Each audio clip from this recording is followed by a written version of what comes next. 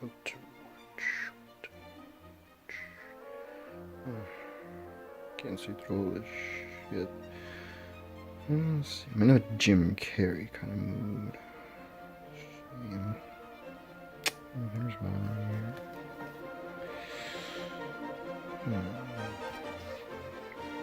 here. Let's see. There's another one around here somewhere. Ooh.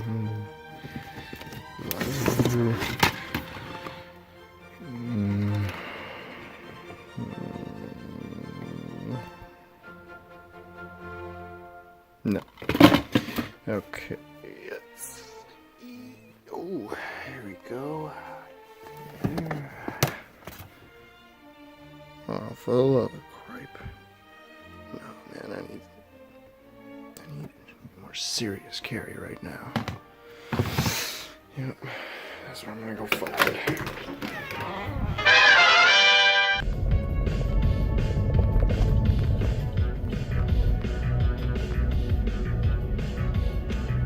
Serious Jim Carrey right now.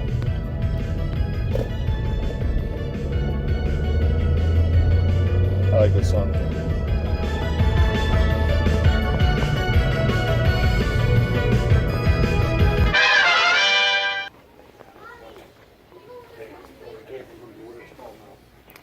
Dark Crimes? That's it. Yep, Dark Crimes. Yep, that's it. I'm grabbing the same one.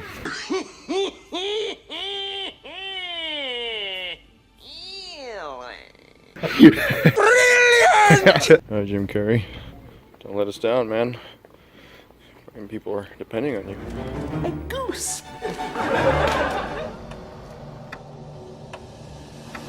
5, 4, 3, 2, 1.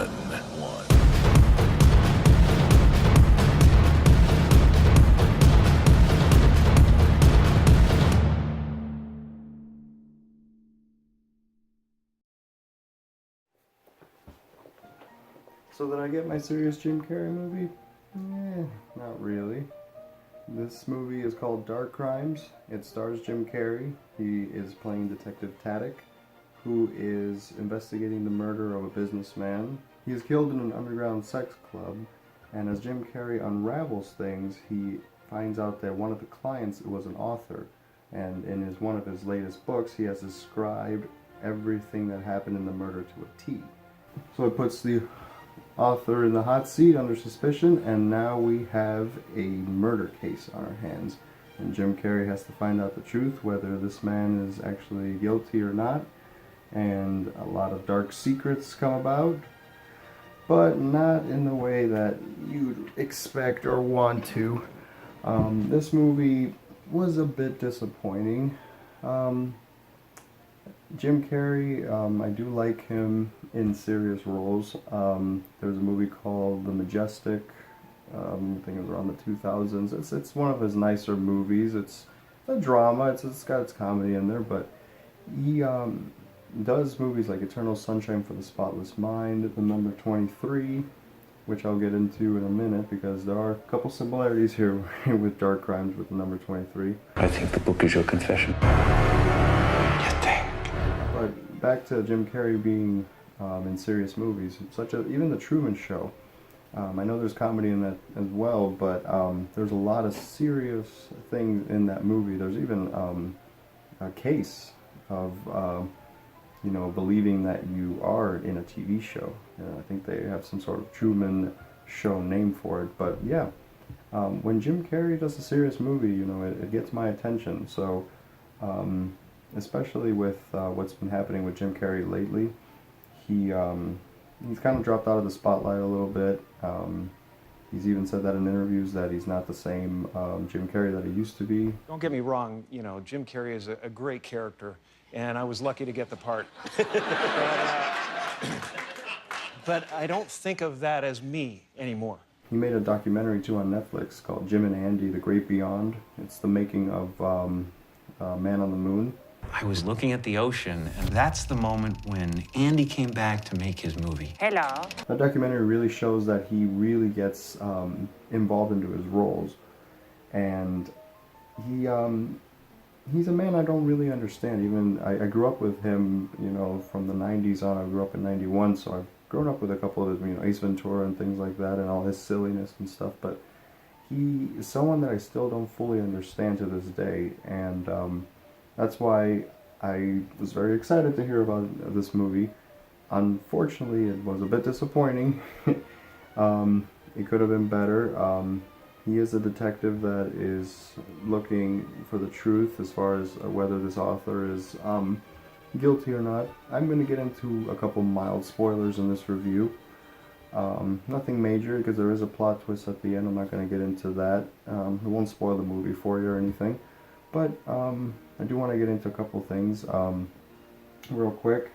I think that Jim Carrey as this detective really wasn't as strong as it could have been.